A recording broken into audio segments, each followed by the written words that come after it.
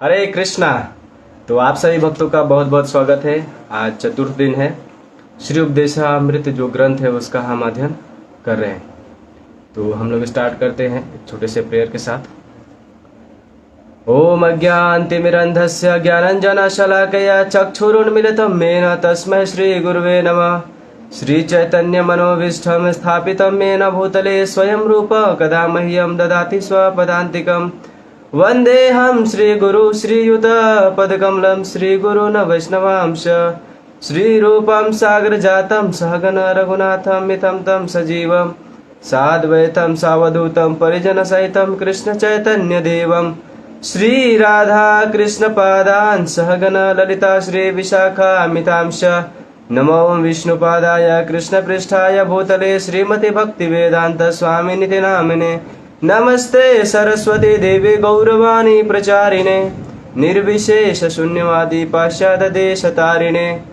जय श्री कृष्ण चैतन्य प्रभु नित्यानंद श्री अद्वैत गदाधर श्रीवासादि गौर भक्त वृंदा।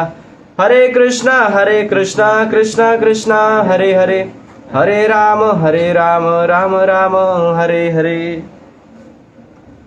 तो आप लोग सर गोस्वामी अष्टकम गाएंगे।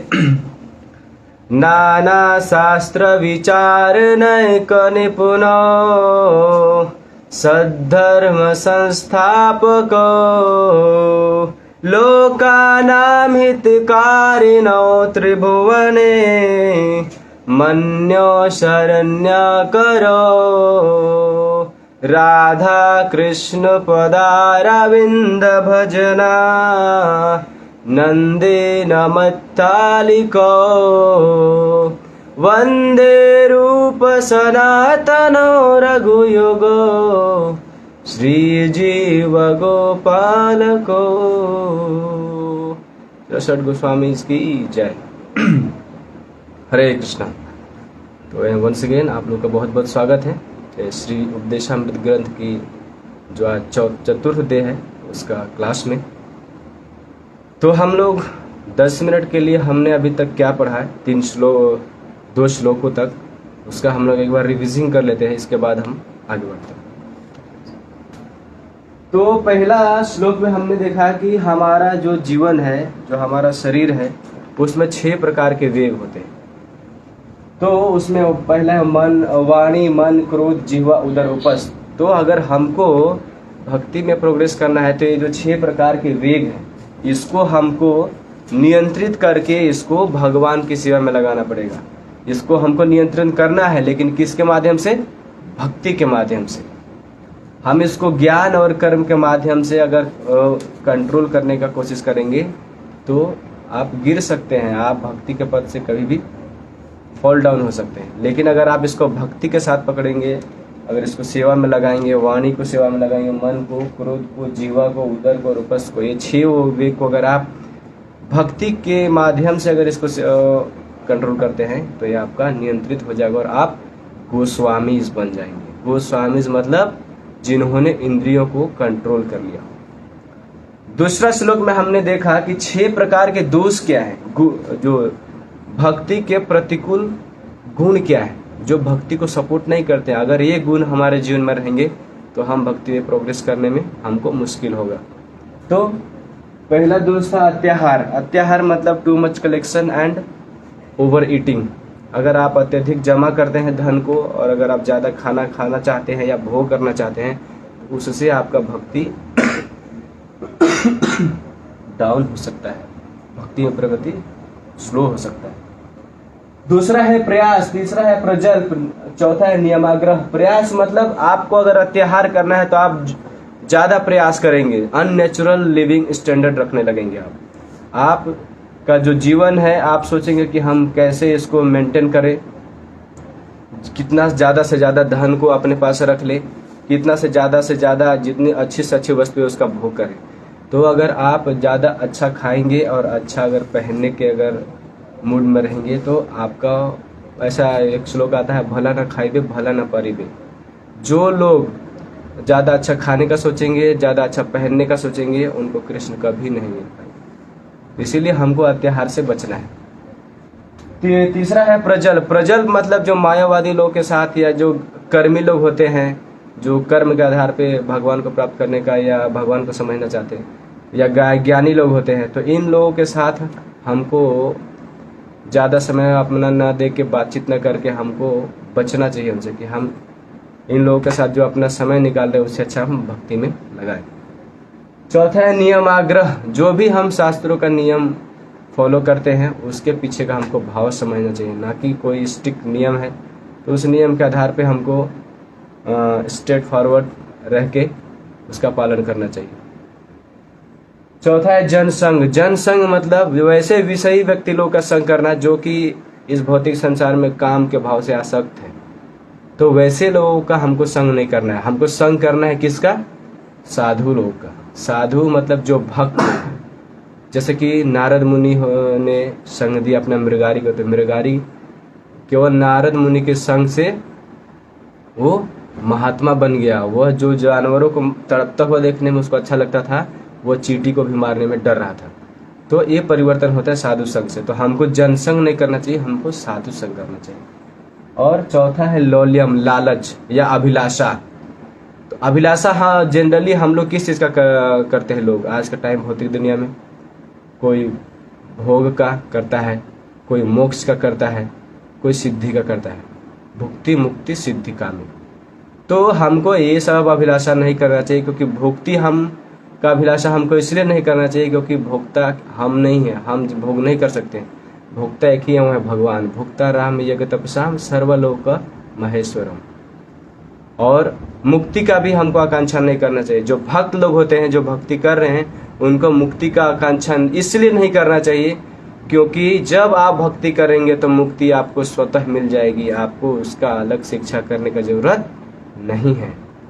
और जो सिद्धि है, सिद्धि के लिए, किसी विशेष प्रकार का सिद्धि के लिए भी हमको भक्ति नहीं करना चाहिए कि हमको अगर भक्ति कर रहे हैं तो हमको ये सिद्धि प्राप्त करना है।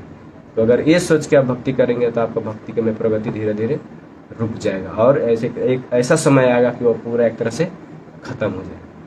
तो हमने 2 श्लोक में इतना चीजें देखी। आज हमारा है 3रा नंबर श्लोक, जो ये है। तो इसका पीछे वाला श्लोक हमारे अंदर क्या दोष हो सकते हैं, भक्ति में जब हम आगे बढ़ रहे हैं तो क्या दोष हो सकते हैं वो बताया। लेकिन अभी जो 3रा श्लोक है कि वो कौन से गुण है जो कि भक्त लोग को अपनाना चाहिए। ये 6 प्रकार के दोष को छोड़ देना चाहिए और ये जो 6 प्रकार के गुण है उसको अपने जीवन में लाना चाहिए भक्त लोग को। तब वो भक्ति का जो उनका जो ट्रैक है, जो रास्ता है, वो उस पर अच्छा से जो भक्ति का जो गाड़ी है वो चलेगा। तो आज हम लोग डिटेल से इसका पढ़ेंगे, इसका अध्ययन करेंगे कि ये जो 6 जो गुण है इसको किस तरह से हम पालन कर सकते हैं और ये हमारे लिए कितना जरूरी है। हरे कृष्ण। इसको इरेज कर दें। तो हमारा पहला है 6 गुण में उत्साह, इंथुजियाज्म।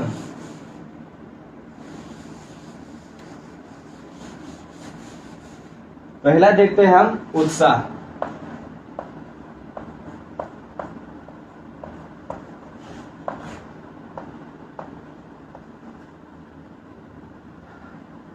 देखिए, उत्साह मतलब हो गया कि आप कोई भी काम कर रहे हैं तो उसको करने के लिए आपको एनर्जी के साथ तत्पर रहना है। उत्साह मतलब फुल ऑफ एनर्जी।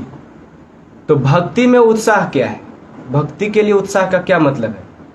जिस तरह जल का पर्याय शब्द होता है पानी, उसी प्रकार ये जो भक्ति है उसका पर्याय शब्द है उत्साह। उत्साह भक्ति के लिए समझिए एक बहुत ही जरूरी है। अगर आपका जीवन में उत्साह नहीं रहेगा भक्ति में, तो भक्ति आपका कभी भी डाउन हो सकता है। तो उत्साह मतलब है कि देखिए, भौतिक दुनिया हो या आध्यात्मिक दुनिया, भौतिक जगत के लिए या आध्यात्मिक जगत के लिए, अगर आपको प्रयास करना है तो आपको उत्साह चाहिए।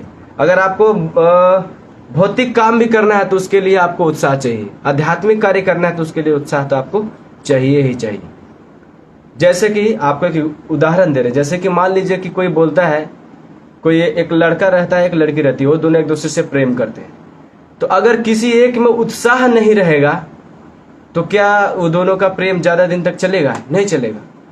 अगर आप मान लीजिए कि कहीं जॉब करते हैं, नौकरी करते हैं, आप गए ड्यूटी, अगर आप में उत्साह ही नहीं है वो अपने काम के प्रति, आप जाएंगे ऐसे डल सुस्त, कोई उत्साह ही नहीं है, आपको वो जो वहाँ का ऑनर रहेगा वो या जो आपका मैनेजर रहेगा बोलेगा कि चलो जाओ यहाँ से। तो अगर आपको भौतिक दुनिया में भी अगर आपको कार्य करना है तो उसके लिए आपको उत्साह चाहिए। तो आप तो जो डिवोशनल सर्विस कर रहे हैं वो टॉप मोस्ट सर्विस है, तो उसके लिए तो आपको उत्साह चाहिए ही चाहिए। तो अब एक सवाल आता है कि उत्साह आएगा कैसे? ठीक है, जैसे कि जो भक्त लोग होते हैं शुरुआती के दिनों में बहुत उत्साहित होते हैं। जब कोई पहला बार आता है सेंटर में ना, लेक्चर में या जो फीस्ट वगैरह होता है उसमें आता है, तो बहुत एनर्जी होता है उसके पास। यस प्रभु जी, हरि बोल हरि बोल हरि बोल। हाँ प्रभु जी, आज से हम 16 माला करेंगे, 32 माला करेंगे प्रभु जी। बहुत उत्साह रहता है, फुल ऑफ एनर्जी रहता है, पूरा कीर्तन करता है, नाचता है, प्रसाद लेता है। और अगर गलती से किसी दिन वो सेंटर पर रुक गया, अगला दिन जब उसको 4 बजे उठाया जाएगा तो बोले प्रभु जी अब हम घर जा रहे हैं। तो उत्साह कौन सा उत्साह है? वो उत्साह है लेकिन उसके साथ उसके पास धैर्य नहीं है। तो वो जो उत्साह है वो किसके जैसा है? जैसे आपने पटाखा देखा होगा, वो एक आता है, वो मतलब ऐसा रहता है, उसमें जब आग लगाते हैं तो ऐसे जाता है, और फिर उसमें से जो उसका मटेरियल था खत्म हो जाता है, तो मतलब फुलझड़ी के जैसा हो गया। ऐसा आया जोश में, खत्म हो गया फुस। तो उसका रीजन क्या है? उसका जो उत्साह था ज्यादा देर तक टिक क्यों नहीं पाया? क्योंकि वो उसके पास है। वो जो उसने उत्साह लाया उस टाइम, या जो नए भक्त होते हैं वो जब शुरू में ज्वाइन करते हैं तो बहुत उनमें उत्साह होता है, तो वो उत्साह ज्यादा दिन तक चलता क्यों नहीं है? क्योंकि वो बुद्धि के साथ प्रयास नहीं करते हैं। तो जब हम बुद्धि के साथ प्रयास करेंगे तो जो उत्साह आएगा वो वास्तविक उत्साह होगा। तो अब बुद्धि कैसे आएगा? एक बड़ा सवाल है, बुद्धि कैसे आएगा? तो बुद्धि आएगा आपको ज्ञान लेने से। और ज्ञान कैसे आएगा?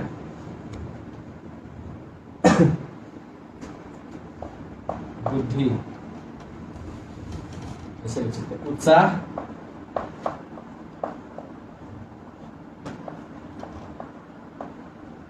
उत्साह कैसे आएगा आपको?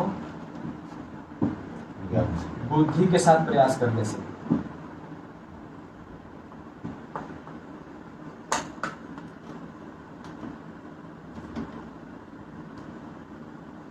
बुद्धि के साथ प्रयास।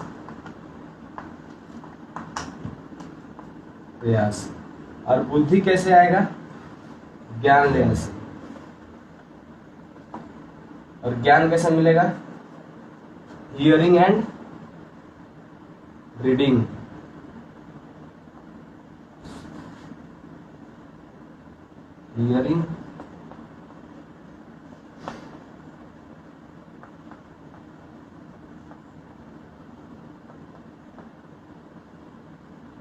हियरिंग एंड रीडिंग करने से आपको ज्ञान आएगा। तो अब हमको क्या हियरिंग करना है, क्या रीडिंग करना है, कैसे करना है?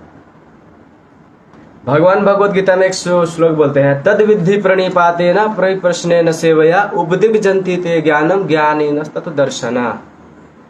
कि हमको क्या करना चाहिए? जो प्रमाणिक गुरु है, जिन्होंने तत्व का दर्शन किया है, उनके पास जाके हमको प्रश्न करना चाहिए और उनसे ज्ञान लेना चाहिए, क्योंकि उन्होंने तत्व का दर्शन किया है, भगवान को जान लिया है, और वही गुरु हमको सही मार्ग बता सकते हैं। तो हियरिंग और रीडिंग मतलब है कि हमको शास्त्रों को पढ़ना है, लेकिन अपने मन से नहीं पढ़ना है, हमको गुरु के निर्देशन में पढ़ना है। इसीलिए हमको हियरिंग और चिंटिंग सिर्फ और सिर्फ गुरु के अंदर में रह के जब करेंगे तो हमको वास्तविक ज्ञान आएगा। वास्तविक ज्ञान से हमको बुद्धि आएगा, और उस बुद्धि के माध्यम से जो हमको उत्साह आएगा वो सच्चा उत्साह होगा, जो कि लंबे समय तक चलेगा, खत्म नहीं होगा। तो हमारा उत्साह कम कैसे होता है? एक सवाल है, क्वेश्चन है कि हमारा उत्साह कम कैसे होता है?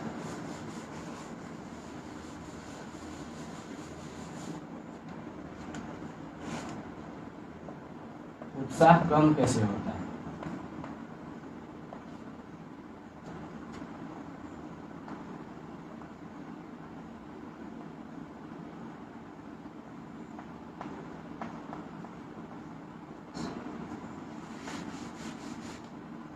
कैसे होता है?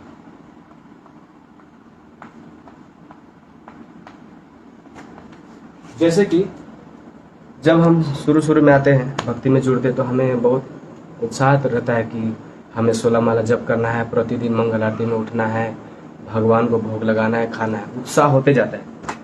तो उत्साह धीरे धीरे कम होने का सबसे पहला रीजन होता है कि हमें डाउट होता है। डाउट, पहला संदेह या निराशा।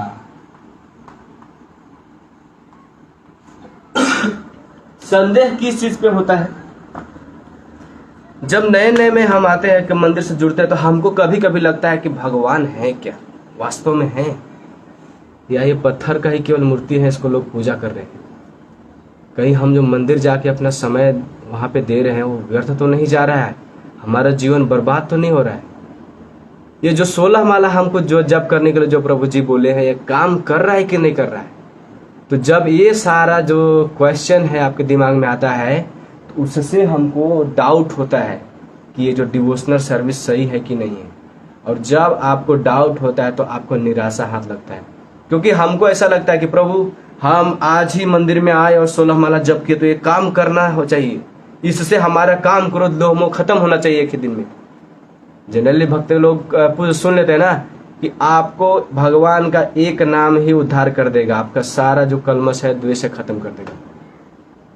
तो जब नए भक्त को लगता है कि ये काम नहीं कर रहा है हरि नाम, हम एक बार नाम लिए कुछ तो दिख ही नहीं रहा उसका प्रभाव, तो उसको डाउट होता है और निराशा होने लगता है उसको। इस प्रकार से उसको धीरे धीरे जो उसका एक्साइटमेंट होता है भक्ति करने का, वो धीरे धीरे कम हो जाता है। तो पहला पॉइंट था कि उसको संदेह होता है कभी कभी, और जिस वजह से उसको निराशा होने लगता है। दूसरा है अपराध बोध होने लगता है।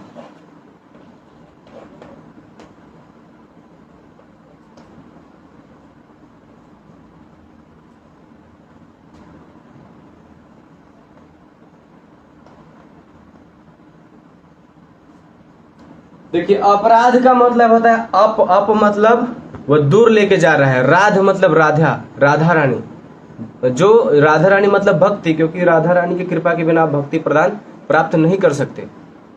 तो अपराध मतलब जो आपको भक्ति से दूर लेके जा रहा है। तो जो दूसरा पॉइंट है कि अपराध बोध होने लगता है। जैसे कि हमसे कुछ जैसे कि भक्ति कर रहे हैं, कभी कभी क्या होता है कि माया के वश या कुछ कारणों से हमसे कुछ अपराध हो जाता है, वैष्णव अपराध हो जाता है, भगवान के प्रति अपराध हो जाता है, वैष्णव भक्तों के प्रति अपराध हो जाता है। तो हमको जो माया देवी है ना, वो बार बार हमको गिल्टी फील करवाते हैं बहुत, क्या रे तुमने ये नियम पालन अच्छा से नहीं किया, तुमको भोग लगाना था तुलसी पत्ता डाल के, लेकिन तुम नहीं डाल पाई एक दिन, तुमको भगवान का भोग लगाते समय वो घी का प्रयोग करना ही था, तुमने नहीं किया। तो ये बार बार तुमको हरिनाम का जो जप है वो डेली कम से कम 16 माला करना ही था, तुमने वो नियम नहीं पालन कर पाया, तो तुम क्या हो, अधम हो। ये माया हमको बार बार मन में डालती है। या जो 4 रेगुलेटिव प्रिंसिपल है, उसमें अगर किसी से अगर कोई नियम टूट जाता है तो माया हमको बहुत ही गिल्ट फील कराती है। तो कभी कभी इतना गिल्ट फीलिंग करा देती है माया कि लोग क्या करते हैं, भक्ति छोड़ देते हैं। लेकिन जनरली ऐसा नहीं करना चाहिए। अगर अनजाने में हमसे अगर कोई नियम टूट गया हो गलती से या किसी भी रीजन से, तो हमको कभी भी भक्ति नहीं छोड़ना चाहिए। क्यों? क्योंकि भगवान भगवत गीता में अर्जुन को बोलते हैं, अपि चेत सुदुराचारो भजते मनाने अनन्य भाग साधु रेव समंतव्य सम्यक गति हिस्तो हिस्सा। कि कोई जघन से जघन भी पाप किया हो, कितना गिरा से गिरा भी अगर पाप किया हो, लेकिन अगर वो भक्ति में उसका अभी भी तीव्रता है और वो पूरा सरेंडर करके अगर वो भक्ति कर रहा है तो उसको हमको साधु समझना चाहिए। यह है भगवत गीता 9.30। भगवत गीता 9.30। तो अब हमको इस श्लोक का सहारा नहीं लेना चाहिए कि भगवान तो बोल दिए हैं कि अगर तुम कुछ भी पाप करोगे तो फिर भी तुम साधु ही रहोगे। हमको इस नियम का पालन उसलिए नहीं करना चाहिए कि हम नियम तोड़े और इस नियम के चलते हम बच जाएंगे, ऐसा नहीं है। अगर किसी से अनजाने में हुआ हो तो उसको कहीं भक्ति नहीं छोड़ना चाहिए, और भक्त का कभी नाश नहीं होता है। आगे श्लोक में सेम यही 30 के आगे 31 में बोलते हैं कि फिर भी वो उसको धर्मात्मा ही समझना है। उसको घोषणा कर दो अर्जुन कि मेरे भक्त का कभी नाश नहीं होता है, न मैं भक्त्या प्रणश्यति। तो यही है कि अपराध हमको बार बार माया बोध कराती है कि तुमने ये नियम तोड़ दिया, वो नियम तोड़ दिया, तो तुम बहुत पापी हो, छोड़ दो भक्ति, है क्या कर रहे हो। तो फिर धीरे धीरे जो आपका उत्साह था वो कम हो जाएगा। ठीक है। और तीसरा है घमंड। घमंड करने से भी हमारा उत्साह खत्म हो जाता है।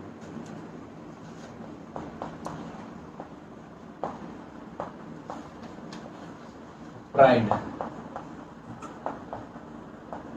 बोले प्रभु जी भक्तों में घमंड कैसे आता है, प्राइड कैसे आता है। हम डेली उठ के 16 माला का जप कर लेते हैं एकदम टाइम पे। 16 माला जप करने का उद्देश्य क्या है कि हम प्रतिदिन भगवान को भाव के साथ स्मरण करें। अगर हमें ये लगता है कि हम 16 माला जप कर लिए मतलब एक बहुत बड़ा अचीवमेंट हो गया हमारे लिए, वो एक नियम बना लिए, केवल 16 माला जप करना ही उद्देश्य नहीं है, उसके पीछे का जो भाव है वो भी समझना पड़ेगा कि ध्यान पूर्वक जप करना है। लोग आज के टाइम में बहुत तरीके से जप करते हैं, बहुत सारे। कोई बहुत ही हरे कृष्ण कृष्ण हरे राम राम राम।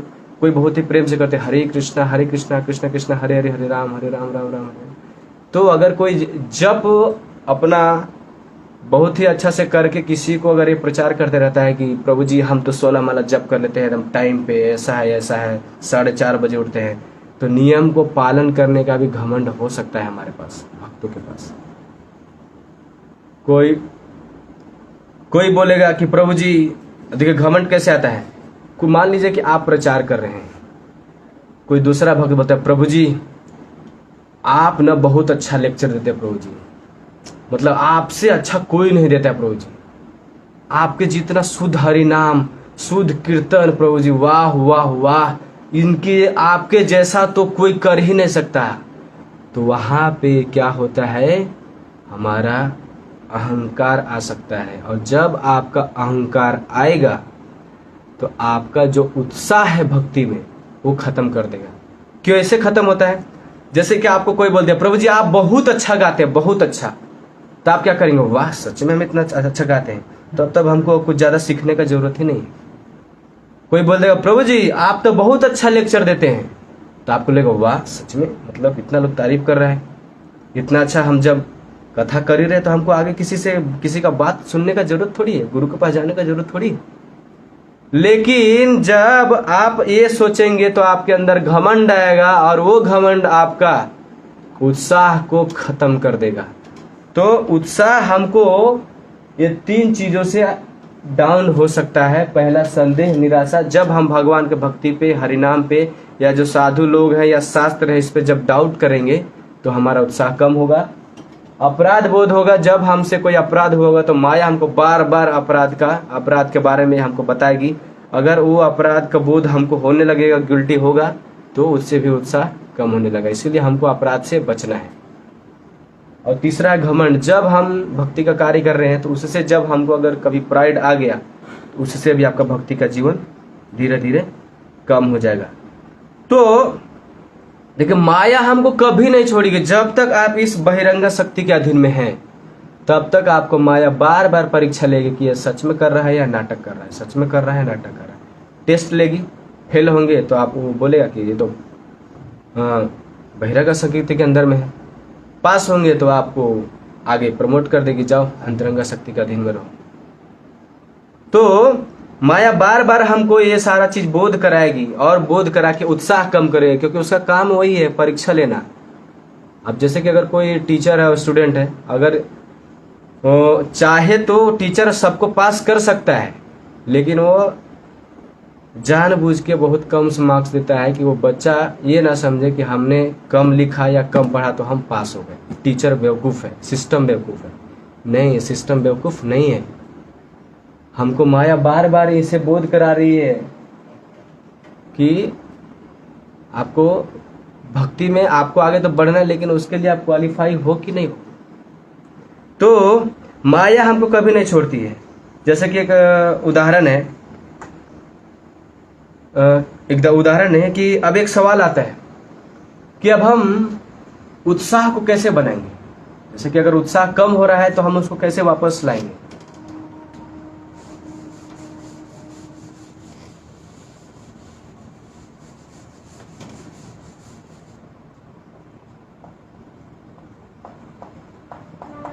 उत्साह कैसे बढ़ाएं। एक भक्ति में है,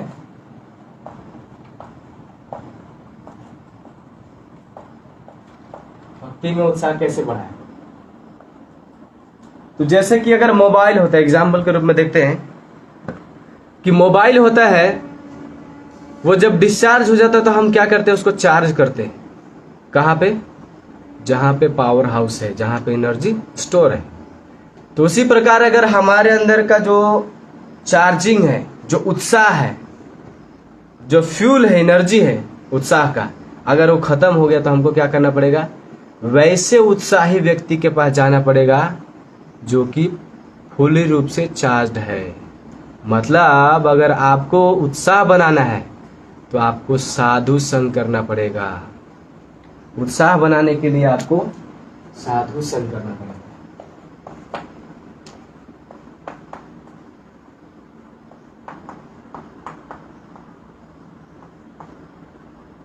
एग्जाम्पल में आप लिख सकते हैं मोबाइल।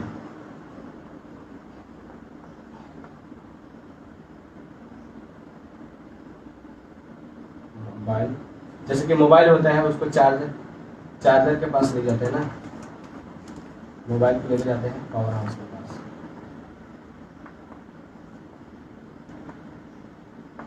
तो अगर आपको भक्ति में कभी उत्साह कम हो रहा है, अगर आपको लगने लगे कि हमारा भक्ति में उत्साह कम हो रहा है, भगवान का जो नाम है वो लेने का मन नहीं कर रहा है, शास्त्रों को पढ़ने में मन नहीं लग रहा है, उत्साह कम हो गया है, तो हमको उसी क्षण साधु संघ के लिए जाना चाहिए।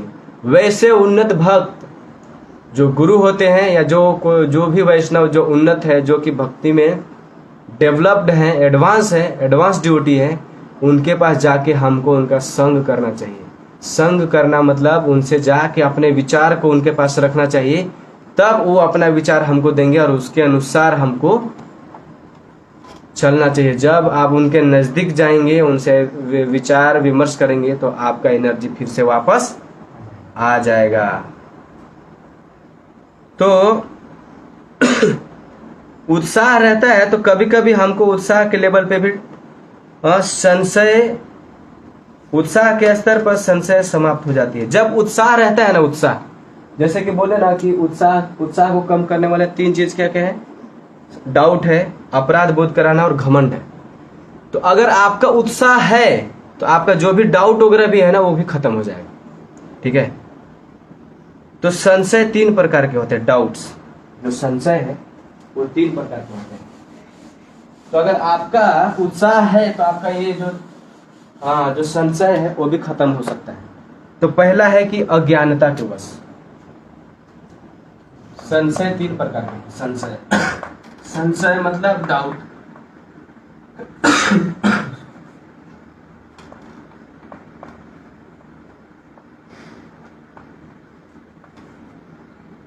संशय 3 प्रकार।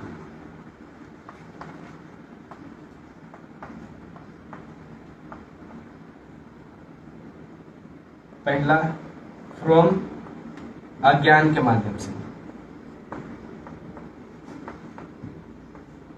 अज्ञान रहेगा आपको शास्त्रों के बारे में, भगवान के बारे में अगर आपको पूर्ण रूप से ज्ञान नहीं रहेगा तो क्या होगा, आपको संशय होगा, डाउट होगा, और जैसे ही डाउट होगा आपका भक्ति कम हो जाएगा, भक्ति में प्रगति नहीं, मतलब संशय होगा, अज्ञान होगा तो आपका उत्साह कम हो जाएगा, ठीक है, और उत्साह कम होगा तो आपका भक्ति कम, प्रगति आप नहीं कर पाएंगे, ठीक है। दूसरा होता है लैक ऑफ फेथ, विश्वास की कमी के कारण, विश्वास की कमी।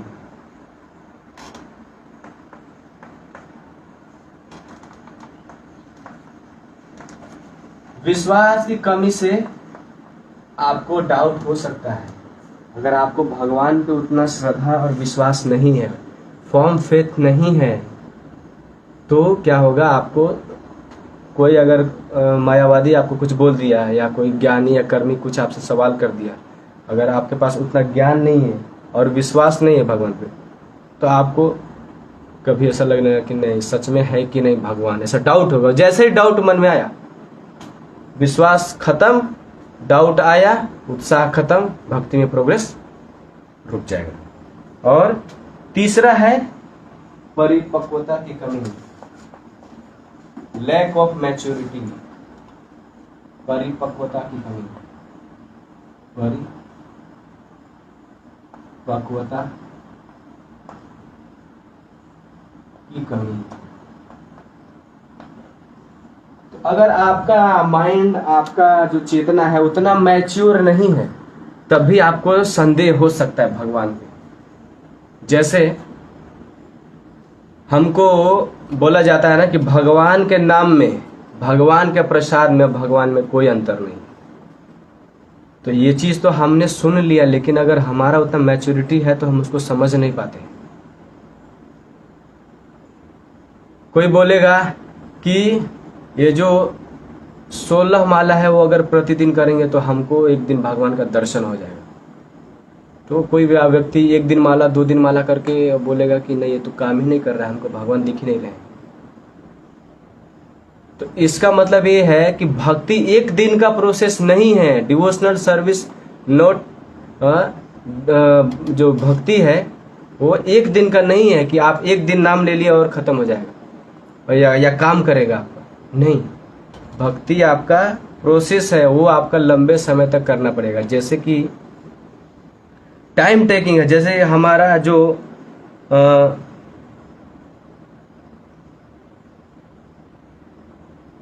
जैसे कि हमारा शरीर भी है, जन्म लेते ही एक दिन में बड़ा नहीं हो जाता है, उसको टाइम लगता है, वो धीरे धीरे धीरे बढ़ता है। और जो माइंड भी होता है, बचपन में उसका मैच्योरिटी कम होता है, फिर धीरे धीरे बढ़ता है। तो कृष्णा कॉन्शियसनेस में अगर आपका मैच्योरिटी धीरे धीरे अगर नहीं है तो आप क्या करेंगे, आप भी उसमें भी भगवान पे के नाम पे, भगवान के भक्तों पे संदेह करेंगे। जैसे ही संदेह हुआ आपको, फिर क्या हो जाएगा, उत्साह कम हो जाएगा। तो उत्साह कम इन 3 चीजों से हो जाता है, अज्ञान, विश्वास की कमी और परिपक्वता की कमी से। तो ये हमने देखा आपकी जो उत्साह है, उत्साह क्या है, उत्साह कैसे हमारा कम होता है। जब उत्साह कम होने का सबसे बड़ा रीजन है कि हमको जब डाउट आता है, अज्ञान होता है, विश्वास की कमी होती है और परिपक्वता की कमी होती है। ये 3-4 कारणों से हमारा विश्वास कम हो जाएगा, और जब विश्वास कम होगा तो हमारा भक्ति धीरे धीरे रुक जाएगा। तो हमको इसीलिए अपने जीवन में उत्साह को बढ़ाना है। ये गुण है, ये गुण है, इसीलिए हमको इसको बढ़ाना है, उत्साह को। तो उत्साह को कैसे बढ़ाएंगे, उत्साह को बढ़ाने के लिए आपको सुनना होगा और पढ़ना होगा। सुनना किससे है, जो गुरु हैं, जो प्रमाणिक गुरु हैं, उनके पास जाके आपको प्रश्न करना है। तद विधि प्रणिपाते ना परिप्रश्न न सेवया। आप वहां जाके, जब गुरु के पास जाके आप प्रश्न करेंगे, उनसे विचार विमर्श करेंगे, तो वो आपको रास्ता बताएंगे। और दूसरा है रीडिंग, पढ़ना। शास्त्रों को पढ़ेंगे तो आपको ज्ञान होगा, और जब ज्ञान होगा तो आपका उत्साह बढ़ेगा। ज्ञान से बुद्धि बढ़ेगा, बुद्धि रहेगा तो आपको उत्साह रहेगा।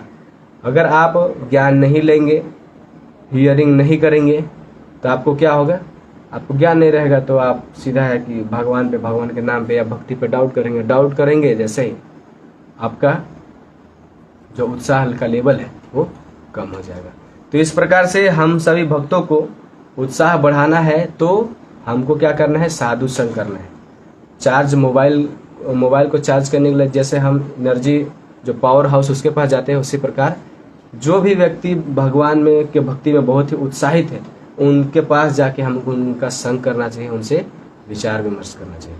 तो पहला जो टॉपिक था हमारा उत्साह गुण, तो ये हमारा कंप्लीट हो गया। दूसरा है निश्चय। निश्चय मीन्स डिटर्मिनेशन। उत्साह के बाद निश्चय होगा, ठीक है। और निश्चय करने के बाद, जैसे कि उत्साह हो गया,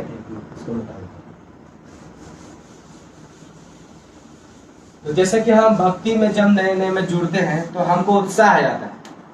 तो उत्साह आने के बाद हम क्या करते हैं? जो भी भगवान का जो भक्ति करने का प्रोसेस है उसको अपनाना चाहते हैं, तो हम क्या करते हैं? निश्चय करते हैं, दृढ़ निश्चय कि हमको भक्ति करना है। और जब व्यक्ति निश्चय कर लेता है तो उस समय उसका जो गोल है वो स्पष्ट हो जाता है। मतलब जो उसका साध्य है कि हमको कहाँ जाना है? कृष्ण भगवान के पास जाना है, गोलोक वृंदावन जाना है, राधा कृष्ण का प्रेम प्राप्त करने के लिए। तो ये जो निश्चय वर्ड है, इसमें उसका जो गोल होता है वो क्लियर हो जाता है। और हमको निश्चय किस चीज में करना चाहिए? निश्चय मतलब ऐसा नहीं कि हमको चोरी करने का निश्चय करना चाहिए, चोरी करने का अच्छा प्लान बनाना चाहिए, वो भी तो निश्चय है। नहीं, हमको निश्चय करना है, भक्तों को निश्चय करना है। ये जो गुण है ना वो भक्तों के लिए बहुत जरूरी है, ठीक है। आध्यात्मिक रूप से इसका उपयोग हमको करना है। तो कैसे? हमने देखा कि उत्साह हमको भक्ति में कैसे आगे बढ़ा सकता है। और ये दूसरा है निश्चय। तो हमको क्या निश्चय करना चाहिए? निश्चय हमको करना चाहिए कि मैं कृष्ण को प्रसन्न करने के लिए कुछ भी करूंगा, जो भी भगवान बोलेंगे वो चीज करूंगा, इसका निश्चय करना चाहिए। भगवान बोले हमको प्रचार करना है तो हम जाकर प्रचार करेंगे। भगवान बोलेंगे हमको भक्तों का सेवा करना है तो हम भक्तों का सेवा करेंगे। तो हमको निश्चय करना है, भक्तों को निश्चय करना है, तो क्या करना है? भगवान कृष्ण को प्रसन्न करने का और उनको प्राप्त करने का निश्चय करना है। तो निश्चय क्या होता है उसको समझने के लिए हम एक उदाहरण देखेंगे कि एक पक्षी होती है, वो पक्षी समुद्र किनारे रहती है और एक अंडा देती है।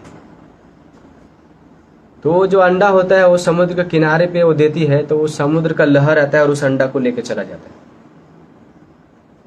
तो जो पक्षी होती है वो बोलती है कि समुद्र हमारा अंडा वापस कर दो, नहीं तो हम तुमको सुखा देंगे। छोटी सी गौरैया रहती है, इतनी छोटी सी, वो बोलती है। तो समुद्र बोलता है क्या बोल रही है तुम हमको सुखा देगी? कितना बड़ी है तुम तो छोटा सा ही है, देखो विशाल सागर हूं मैं, कितना पानी है मेरे पास, तुम नहीं सुखा पाओगी। तो गौरैया बोलती थोड़ा ठीक है, हम प्रयास करते हैं। वो निश्चय कर ली, निश्चय के साथ प्रयास कर रही है। वो निश्चय कर ली कि अब हम इसको सुखाएंगे ही, हमको अपना प्रयास करना है। तो वो क्या करती है? अपने चोंच से समुद्र का एक बूंद लेके बगल में रख देती है, एक बूंद फिर से निकालती है और रख देती है, एक बूंद फिर से निकालती है और रख देती है। तो इस तरह से वो प्रयास करती है। उतने में ही वहां से गरुड़ जी जा रहे थे। तो गरुड़ जी रुकते हैं और गौरैया से पूछते हैं कि तुम यह क्या कर रही हो? तो गौरैया बताती है कि ये जो समुद्र है उसने मेरा अंडा ले लिया है और मैं अपने उस अंडे के लिए मैं उसके जल को सुखा दूंगी, इसलिए मैंने निश्चय कर लिया है कि अब इसको सुखा दूंगी और उसके साथ मैं प्रयास कर रही हूँ। गरुड़ जी उस पक्षी के जो निश्चय करके जो प्रयास कर रही है उससे बहुत खुश होते हैं और समुद्र को बोलते हैं, समुद्र इस पक्षी का अंडा तुम वापस कर दो, नहीं तो मैं तुमको सुखा दूंगा। तो समुद्र सोचा कि ये छोटी गौरैया तो हमको नहीं सुखा सकती है, लेकिन गरुड़ जी तो सुखा ही सकते हैं।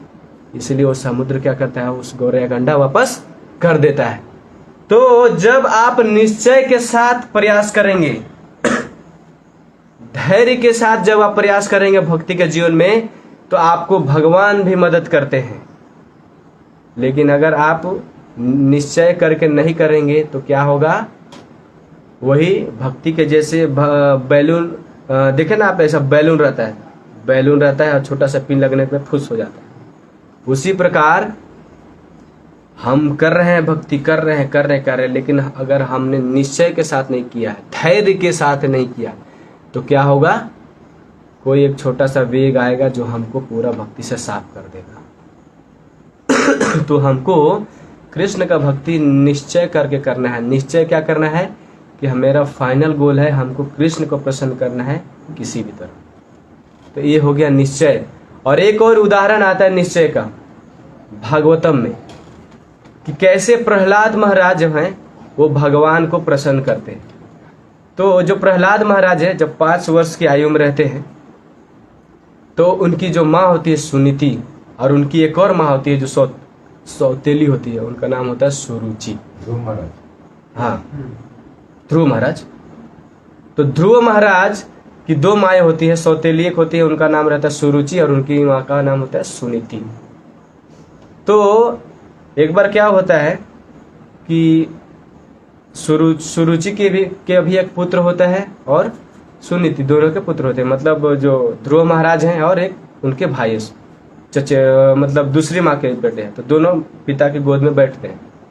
तो उसका जो सौतेली माँ होती है ध्रुव महाराज की, वो बोलती है कि सुनो, तुम अपने पिता की गोद में नहीं बैठ सकते। अगर तुमको पिता की गोद में बैठना है तो जाओ भगवान का भक्ति करो और मेरे गर्भ से जन्म लो। जब मेरे गर्भ से जन्म लोगे तो तुम वहां पे बैठ सकते हो उनके पास। तो जो ध्रुव महाराज होते हैं वो जाते हैं अपनी माँ के पास, सुनीति के पास, उनको जाके वृत्तांत कहते हैं, लेकिन उनकी माँ कुछ नहीं कह पाती है। तो प्रहलाद महाराज वहां से निश्चय कर लेते हैं कि नहीं, हमको जाना है, अब मैं जंगल जा रहा हूं, जाके भगवान को प्रसन्न करूंगा। ध्रुव महाराज 5 वर्ष की आयु में निकल जाते हैं जंगल की ओर। रास्ते में नारद मुनि मिलते हैं, बोलते कहाँ जा रहे हो? बोले मैं जा रहा हूँ तपस्या करने के लिए और भगवान को प्रसन्न करूंगा। तो आप समझिए कि अगर आपके सामने कोई छोटा 5 साल का बच्चा ऐसा बोले तब क्या बोलेंगे? बाबू मजाक काहे कर रहा है, चलो घर वापस चलो। तब ध्रुव महाराज बोलते हैं कि देखिए नारद मुनि, आपका कहना सही है, लेकिन ये साधु के लिए सही हो सकता है, हम क्षत्रिय हैं, ये क्षत्रिय के लिए नहीं है। मैं अपने क्षत्रिय धर्म का पालन करूंगा और निश्चय, मैंने अब दृढ़ निश्चय कर लिया है कि अब जाकर भगवान को प्रसन्न करूंगा। तो वो जाते हैं जंगल में, भगवान को प्रसन्न करते हैं। 6 महीना में भगवान प्रसन्न होकर उनको दर्शन देते हैं। तो ये होता है निश्चय। जब आप निश्चय के साथ भक्ति करेंगे तो आपको लास्ट में भगवान का दर्शन हो जाएगा। ठीक है। तो देखिए, अब रहता है कि भक्ति तो हमारे पास उत्साह से हम कर रहे हैं भक्ति, निश्चय हो गया। अब आता है धैर्य। भक्ति हम कर रहे हैं, हमारे पास उत्साह भी है करने का, निश्चय भी कर लिए कि हमको भगवान प्राप्त करना है, उनको संतुष्ट करना है, उनको भोग लगाना है, उनका नाम का जप करना है, बुक डिस्ट्रीब्यूशन करना है, निश्चय कर लिए, वो कर भी रहे हैं। लेकिन वो कितना दिन तक चलेगा, कितना दिन तक करना है? तो वो जो है, अगर आपके पास धैर्य नहीं होगा तो बाद में आप क्या करेंगे? छोड़ देंगे। तो अगर आपको लंबे समय तक चलाना है भक्ति तो आपको धैर्य रखना पड़ेगा, क्योंकि भक्ति एक दिन का काम नहीं है। कुछ नए भक्त लोग माला लेते हैं और जप करते हैं, करते करते 1 महीना 2 महीना 3 महीना करते हैं। इसके बाद उनको लगता है अब क्या करें, कुछ हमारे जीवन में परिवर्तन हो ही नहीं रहा है, कुछ समझ में नहीं आ रहा है कि क्या है, कैसे क्या करें। तो भक्ति एक दिन का प्रोसेस नहीं है, वो आपको करते रहना पड़ेगा। कुछ लोग होते हैं आज 32 माला कर लिए, कल 1 माला भी नहीं की, किसी दिन 64 माला कर लिए, किसी दिन 1 माला भी नहीं की। मतलब आपके जीवन में क्या नहीं है? धैर्य नहीं है। आप एक कंटिन्यूअस वे में नहीं जा रहे हैं। तो ऐसा बताते हैं, कम करे लेकिन लगातार करे। ठीक है, भक्ति में सफलता का सूत्र।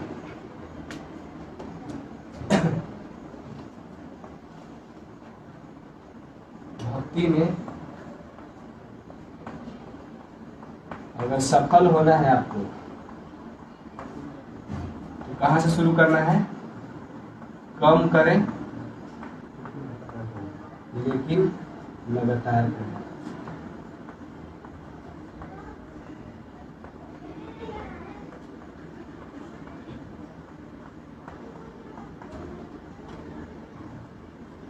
देखिए, हम अगर 2 माला ही कर रहे हैं तो कोई दिक्कत नहीं है। नए जो भक्त लोग होते हैं अगर वो 2 माला ही कर रहे हैं तो कोई दिक्कत नहीं है। हम उनको प्रेशराइज करके 16 माला नहीं करने के लिए कह सकते, लेकिन हम उनको यही बोल सकते हैं कि 2 माला करो लेकिन लगातार करो।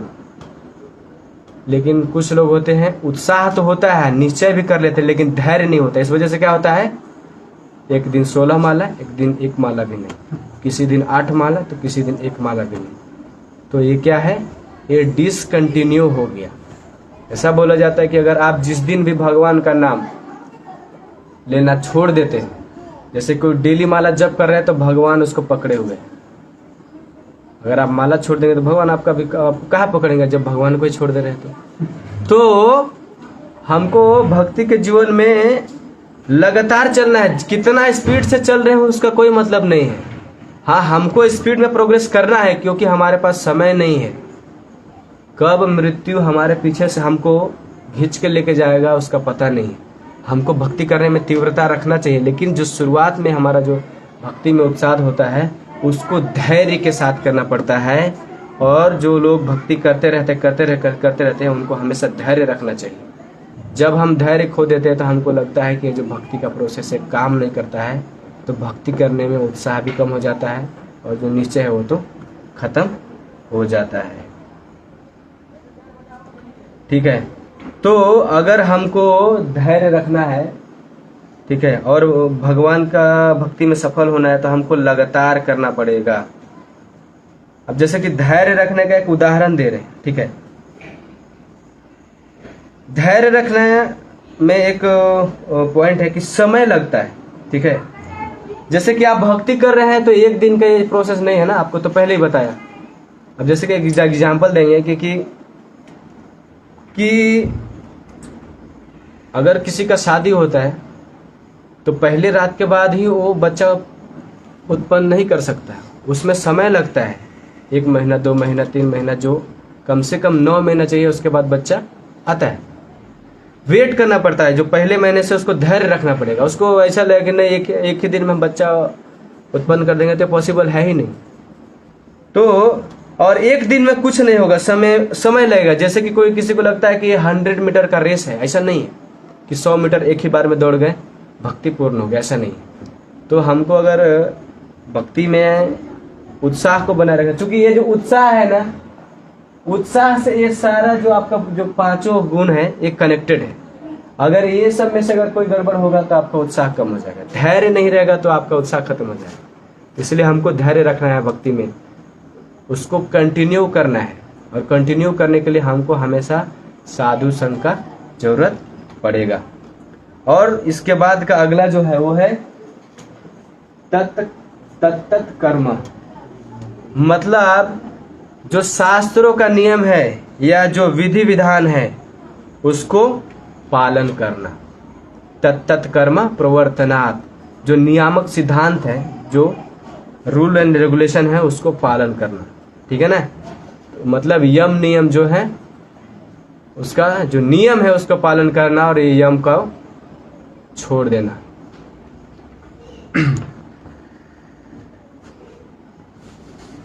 ये 2 चीज है यहाँ पे, यम नियम।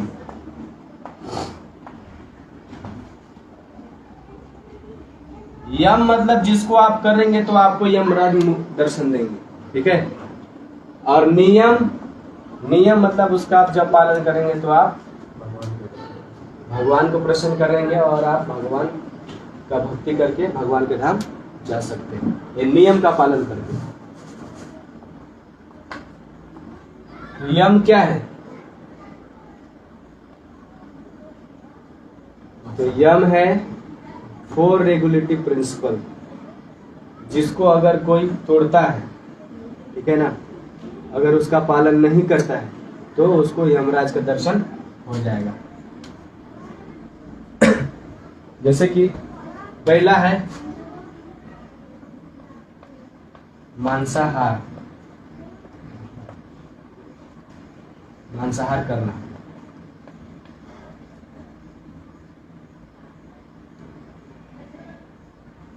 इसी में लिख देते हैं। दूसरा है नशा करना।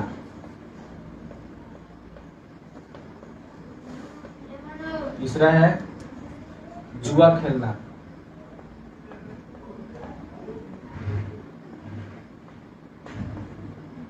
चौथा है अवैध संबंध।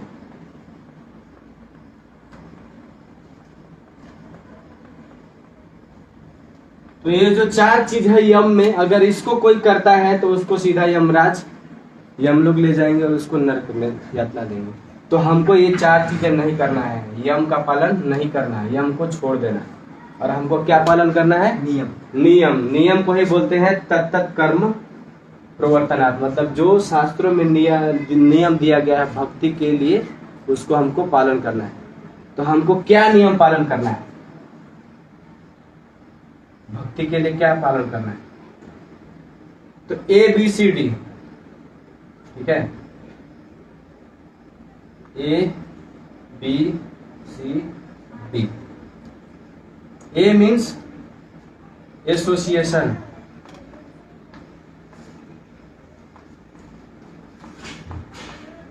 एसोसिएशन ऑफ डिवोटी, भक्तों का संग, ठीक है। B मीन्स बुक रीडिंग,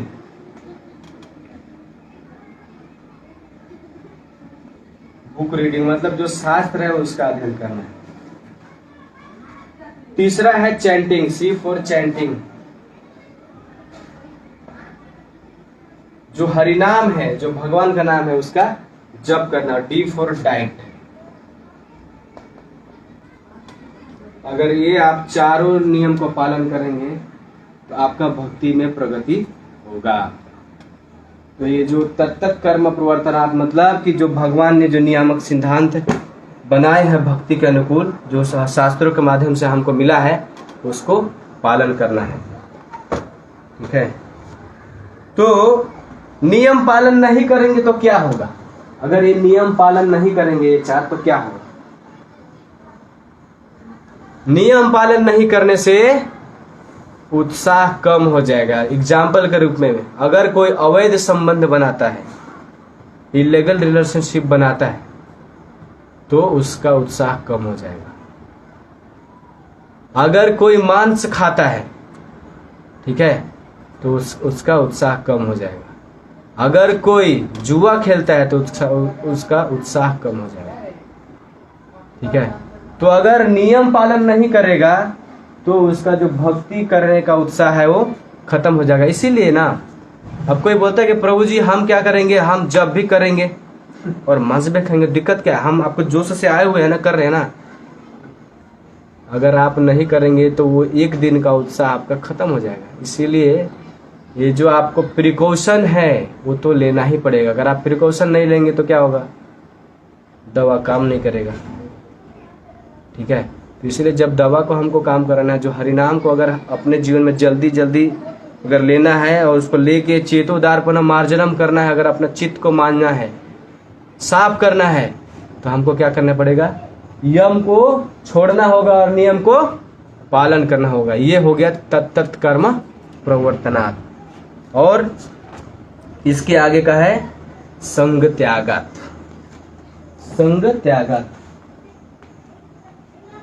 संग त्यागात् मतलब जो विषयी लोग हैं, जो भोगी लोग हैं, जो मायावादी लोग हैं, जो ज्ञानी लोग हैं। ज्ञानी मतलब वे वैसे लोग जो कि जिनको लगता है कि हम ज्ञान के आधार पर भगवान को या भक्ति कर सकते हैं। तो जब वैसे लोगों को हम जब तक त्याग नहीं करेंगे, और जो संत पुरुष हैं, जो साधु लोग हैं, उनको अगर हम संग नहीं करेंगे तो भक्ति में प्रगति बहुत मुश्किल है, ठीक है। तो हमको अभक्त लोग का संग नहीं करना चाहिए। बोलेंगे प्रभु जी तो फिर अगर मान लीजिए कि आप हम भक्ति कर रहे हैं, अगर कोई अभक्त है, अगर उसको अगर हम मिलेंगे नहीं और उसको बताएंगे नहीं कि भगवान का भक्ति ये होता है, ऐसे करना चाहिए, तो फिर प्रचार कैसे करेंगे हम? तो जो भी व्यक्ति, अगर कोई अभक्त है, अगर वो भगवान के बारे में नहीं सुनना चाहता है, अगर हम उसको जाके जबरदस्ती प्रचार करते हैं, तो वो 9वां अपराध हो जाता है। जो वैष्णव 10 नाम अपराध है उसमें से एक है। तो उससे उस व्यक्ति को बहुत लॉस हो जाएगा। इसीलिए हमको अभक्त को प्रचार नहीं करना है। जैसे कि मान लीजिए कि हम अभक्त है और आप हमको जबरदस्ती प्रचार कर रहे हैं, तो हमको समझ में नहीं आ रहा, आप कृष्ण बोल रहे हैं तो हमको कृष्ण को गाली देने का मन कर रहा है, तो वो क्या हो गया, वो और उल्टा आप उसको भगवान के पास जोड़ रहे हैं और उससे भगवान से द्वेष कर रहे हैं जब आप उसको प्रचार कर रहे हैं। तो मतलब पहले भगवान से इतना दूरी पे था, आप भगवान से इतना दूरी पे होने लगेगा। इसीलिए हमको अभक्त लोगों को प्रचार नहीं करना चाहिए। हरे कृष्णा। तो ये है, तो जैसे कि कुछ लोग होते हैं, जैसे ज्ञानी लोग होते हैं और कर्मी लोग होते हैं। ज्ञानी लोग क्या करते हैं कि ज्ञान के माध्यम से भगवान को पकड़ने की कोशिश करते हैं, और योगी लोग क्या करते हैं, अपने जो इंद्रिय हैं उसको कंट्रोल करके योग और साधना करके भगवान को पकड़ने का प्रयास करते हैं। लेकिन ये सब आप जब प्रक्रिया करिएगा तो आप गिर सकते हैं, गिरने का चांस ज़्यादा होता है, ठीक है। लेकिन अगर आप भक्ति के माध्यम से और जो साधु संघ के माध्यम से जब आप भगवान का भक्ति करने का प्रयास करेंगे तो क्या होगा, उसमें आप कभी गिरेंगे नहीं। क्योंकि भक्ति में अगर आप 1% या 1 स्टेप भी आगे चले, नेहा विक्रमणो स्वस्ति प्रत्यवायो न विद्यते स्वल्प अभिमस्य धर्मस्य त्रायतो महतो भयात्, 1 स्टेप भी आप चलेगा भक्ति में तो वो आपका प्रगति हो गया और वो आपका कभी खत्म नहीं होने वाला है। लेकिन आप ज्ञान और कर्म और योग के माध्यम से पकड़ने की कोशिश करेंगे, फिर वहां से गिरेंगे तो आप फिर से वापस वहीं आ जाएंगे। तो जो भक्त होता है वो उसका कभी नाश नहीं होता है। सतो वृत्ते, ये लास्ट का पॉइंट। सतो वृत्ते मतलब होता है जो हमारे पूर्ववर्ती आचार्य हैं उनके पद चिन्हों पे चलना। उन्होंने जो हमको शास्त्र दिया है या उन्होंने जो गाइडेंस दिया कि हमको भक्ति में कैसे प्रोग्रेस करना है, उनके माध्यम से उनके पद चिन्हों पे चलना। तो ये हमारा 6 गुण है। अगर हम उत्साही बने रहेंगे भक्ति में तो हमारा भक्ति का जीवन अच्छा एकदम चलेगा। निश्चय के साथ जाएंगे तो बहुत अच्छा चलेगा। उसमें धैर्य रखेंगे तो चलते रहेगा। तत्त कर्म मतलब जो शास्त्रों का नियम है उसको अपने जीवन में अपनाएंगे तो भक्ति चलते रहेगा। ये जो संग त्यागा, जो कर्मी और ज्ञानी लोग हैं, जब उनका हम संग त्याग के केवल साधु संग करते हैं तो हमारा भक्ति का जीवन चलता है। और सतो वृत्ते मतलब जो आचार्य हैं, जो पूर्ववर्ती आचार्य हैं, उनके जब हम पद चिन्हों पे चलते हैं, उनके बताए गए या उनके जो शिष्य हैं उनके जब निर्देश में हम चलते हैं तो हमारा जो भक्ति का जो गाड़ी होता है वो स्मूथली ट्रैक पे चलता है। तो प्रभुपाद जी यहाँ पे भक्ति के बारे में बता रहे हैं कि भक्ति क्या है। तो भक्ति क्या है उससे पहले जानेंगे भक्ति क्या नहीं है। भक्ति क्या नहीं है। तो प्रभुपाद जी परपोर्ट में सबसे पहला चीज बताते हैं, भक्ति भावुक अटकले नहीं है।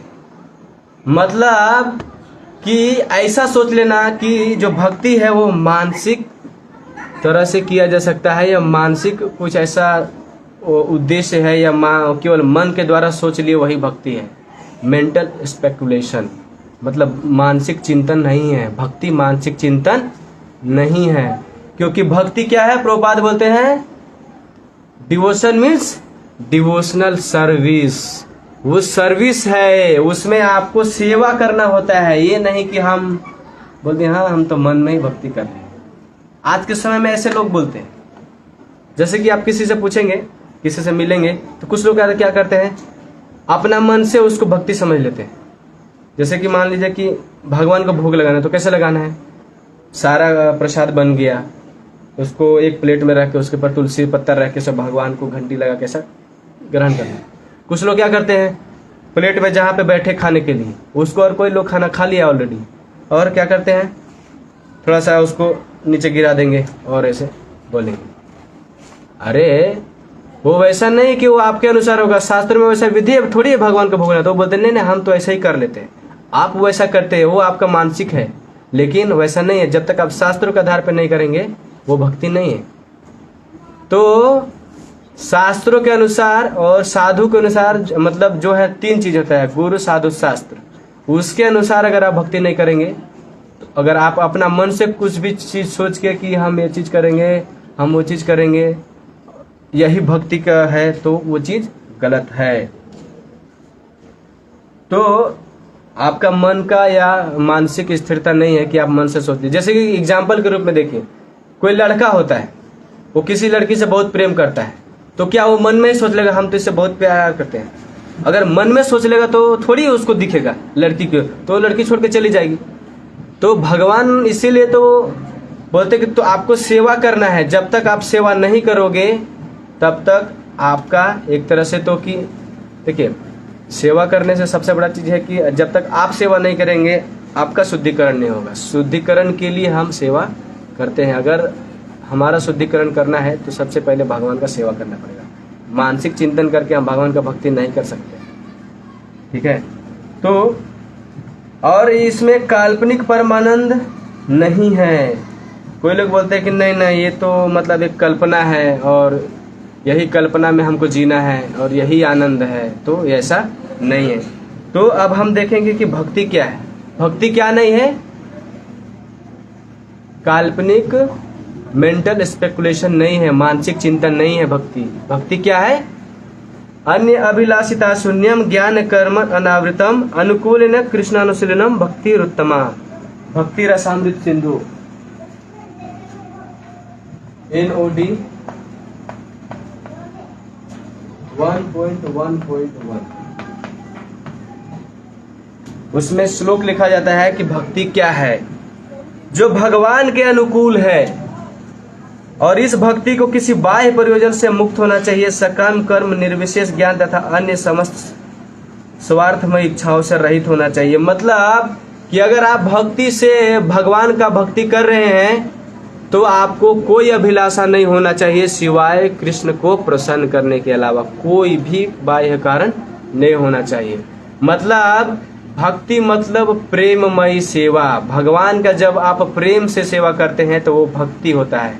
आपको बाकी किसी भी चीज का इच्छा नहीं होना चाहिए, न तो आपको भुक्ति का इच्छा होना चाहिए, न मुक्ति का होना चाहिए, न आपको सिद्धि का अभिलाषा होना चाहिए। भक्ति का सीधा मतलब है प्रेममयी सेवा। तो ये भक्ति है। जब हम भगवान के लिए, उनकी प्रसन्नता के लिए, केवल उनको संतुष्ट करने के लिए जब हम डिवोशनल सर्विस करते हैं तो वो है भक्ति। तो अब दूसरा एक क्वेश्चन आता है कि भक्ति कैसे करें? भक्ति कैसे करें, क्या प्रोसेस है? तो एक श्लोक आता है, श्रवणम कीर्तनम विष्णु स्मरणम पाद सेवनम अर्चनम वंदनम दास्यम साख्यम आत्मा निवेदनम। ये 9 प्रोसेस है भक्ति का। अगर आप इसमें किसी एक भी अंग को अगर आप परफेक्टली रूप से पालन कर लेंगे तो आप भगवान को प्राप्त कर सकते हैं, उनको आप प्रसन्न कर सकते हैं। इन सभी के आचार्य भी हैं। जैसे कि श्रवण के आचार्य कौन है? परीक्षित महाराज। परीक्षित महाराज को जब पता चला कि उनका मृत्यु नजदीक है तो उन्होंने क्या किया? सारा धन दौलत या जो राजपाट है उसको दूसरे को सौंप के वो कहाँ चले गए? सुनने के लिए। और उन्होंने भागवतम सुना। तो सुनने में जिन्होंने महारत हासिल किया भगवान के बारे में है परीक्षित महाराज। कीर्तन करने में है सुखदेव गोस्वामी। सुखदेव गोस्वामी ने भगवान के नाम का गुणगान किया, कीर्तन किया। स्मरण में है, स्मरण मतलब भगवान को याद करना, कीर्तन मतलब भगवान के नाम का कीर्तन करना, श्रवण मतलब भगवान के बारे में सुनना, पाद सेवन मतलब भगवान के चरणों की सेवा करना, अर्चना मतलब भगवान के विग्रह का पूजा करना, वंदना मतलब उनका वंदना करना, दास्य मतलब जो दास के रूप में सेवा करना, साख्यन मतलब एक सखा के रूप में भगवान की सेवा करना, आत्मनिवेदन मतलब जब हम भगवान से निवेदन करते हैं वो उसको आत्मनिवेदन बोलते हैं। तो इन जो 9 प्रोसेस है इसमें से अगर कोई व्यक्ति, कोई भी भक्त अगर एक भी अगर बहुत अच्छा से पालन कर लेता है, अगर आप एक करेंगे तो बाकी सब अपने आप आ जाता है, ठीक है। तो जब आप ये 9 प्रोसेस है, अगर इसको में से आप जैसे कि सब पालन करने के लिए एक भक्त का नाम आता है, वो है अम्बरीश महाराज। अम्बरीश महाराज ने ये 9 डिवोशनल सर्विस को एक साथ पालन किया। तो ये जो 9 प्रोसेस ऑफ भक्ति है, इसके माध्यम से हम भक्ति कर सकते हैं। और कैसे करना है भक्ति? तद विधि प्रणिपाते न परिप्रश्न न सेवया अध्यक्षन्ति ते ज्ञानम ज्ञानेश न तत्व दर्शना। गुरु के माध्यम से करना है। और क्यों? क्योंकि भक्ति बहुत दुर्लभ है। भक्ति क्यों करना है? क्योंकि भक्ति बहुत दुर्लभ है। भगवत देवता भी इसका इच्छा करते हैं। क्योंकि एक श्लोक है चैतन्य चरितामृत मध्य लीला 19.51, ब्रह्मांड ब्रह्मते कौन भाग्यवान जीव गुरु कृष्ण प्रसाद पाए भक्ति लता बीज। ब्रह्मांड में घूमते घूमते घूमते घूमते वो एक भाग्यशाली जीव होता है जिसको भक्ति मिलता है। तो भक्ति क्यों करना है? क्योंकि भक्ति दुर्लभ है, पहला पॉइंट। दूसरा, आनंदमय है। तीसरा, जब आप भक्ति करेंगे तो आपको मुक्ति स्वतः मिल जाएगी। आपको अलग से मुक्ति की कामना नहीं करना है। और कहाँ करना है? जहाँ पे भगवान के भक्त रहते हैं। और आज के टाइम में इस्कॉन जैसी संस्था, जो कि श्रील प्रभुपाद जी ने इसको बहुत ही मेहनत से इसको बनाया, और आज के समय में शुद्ध भक्ति का प्रचार हो रहा है। तो ये था आज का ये जो श्लोक का जो 6 प्रकार के गुण हैं उसका डिस्क्रिप्शन। तो 6 प्रकार के गुण में हमने सबके बारे में देखा, और देखा कि अगर ये 6 गुण अगर आप में रहेंगे तो आपका भक्ति बहुत ही आसानी से चलेगा। तो इसको हम फाइनली कंक्लूड, एक पॉइंट बच गया है, उसको हम कल करेंगे क्योंकि समय हो गया है। ठीक है। हरे कृष्णा। आप सभी का बहुत बहुत धन्यवाद। श्रील प्रभुपाद की जय, गौर भक्त वृंद की जय, निताई गौर प्रेमानंदे।